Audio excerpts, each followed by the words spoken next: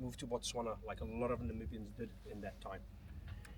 They needed to go see the dentist in Lutritz because they needed hydrochloric acid to throw the stone inside there to make sure it's a diamond. But the dentist knew immediately what they were busy with, all right?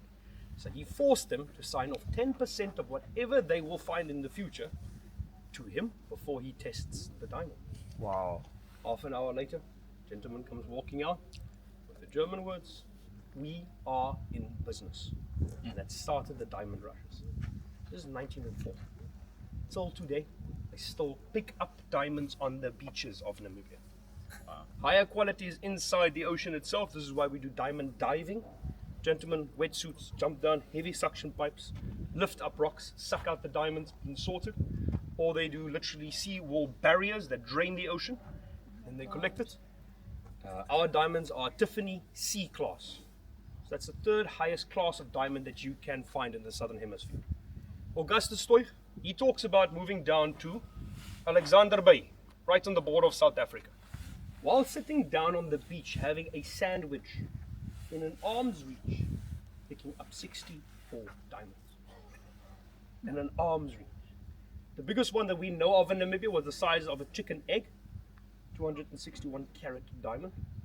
The biggest one recently discovered, second to South Africa's heart of South Africa itself, was in Botswana a month and a half ago. 1,500 carats diamond, right? One of the highest class diamonds as well. It's an F class. Currently, Botswana and Canada are discussing what's going to happen with the diamonds because the mine is solely owned by Canada. However, it's the largest find they've had thus far in Botswana. But strangely enough, they're finding big diamonds there, 800, 600, 900 carats. Solid rocks. So ours hasn't been formed yet. We believe it's been washed in with the greater floods.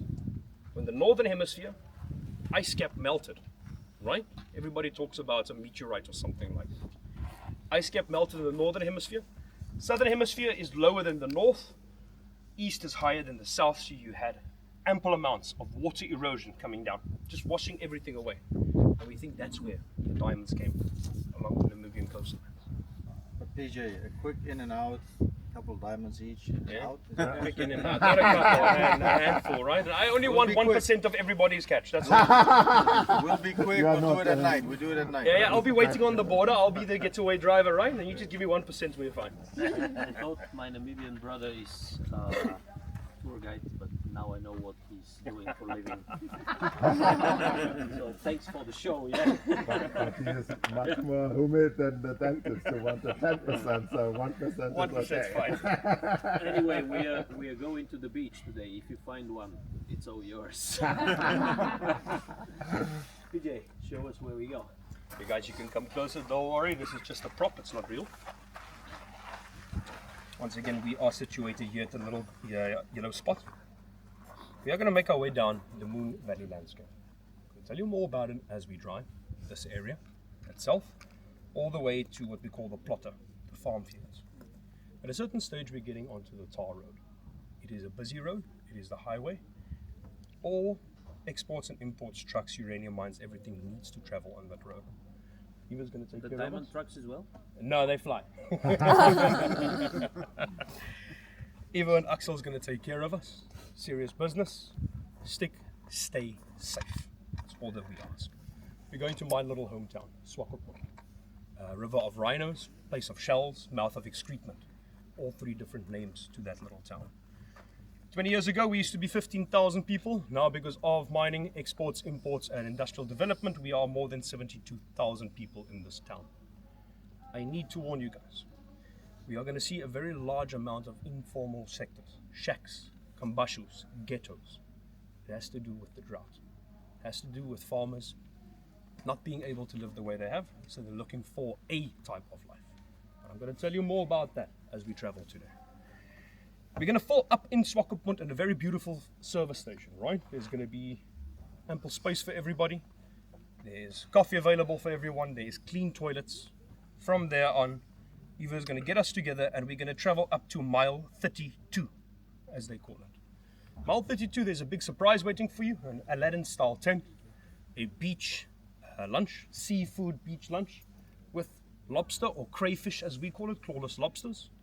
But they, at the same time, Axel and Ivo are going to manage. They're going to take the cars in a specific way up and down the beaches, right? Please do not drive on the ocean. Small little rocks, you can hit the engines, they can hit the pipes, that's that. And our beaches are slippery. You will possibly end up with a car inside there. There is a national fishing competition going on currently as we speak. Good chance we find fishermen. Well, we don't drive between the water and the fishermen because of their rods, lines and reels. Some families might be camping. But our two expert drivers will take us further to the right hand side and we just follow in a convoy. It's going to be a lot of fun. Trust me, we've done it a few times.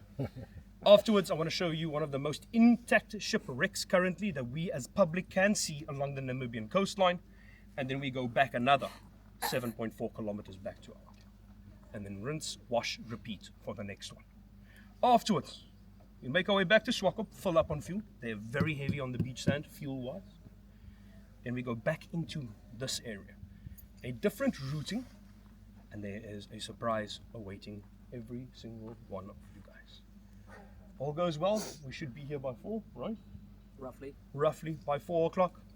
Some off time, and then we'll tell you more about the surprise planning for the final night. Wow. Any questions? No.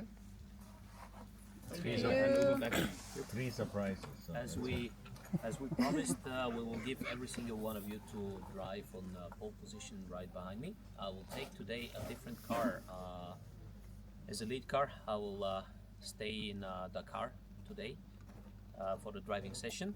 So we start from there with vehicle number 3, 4, 5 and 6. Afterwards comes Axel with a Cayenne, and then we have 7, 1 and 2. At lunchtime we will rotate once again so that everybody has the same conditions. Regarding the safety, PJ mentioned it, this is priority number 1, and with this we never play any jokes. The time will come today where we will ask you to switch the PSM off, otherwise you're not going to come through. We will ask you to have some fun there, but be patient, wait until we are there.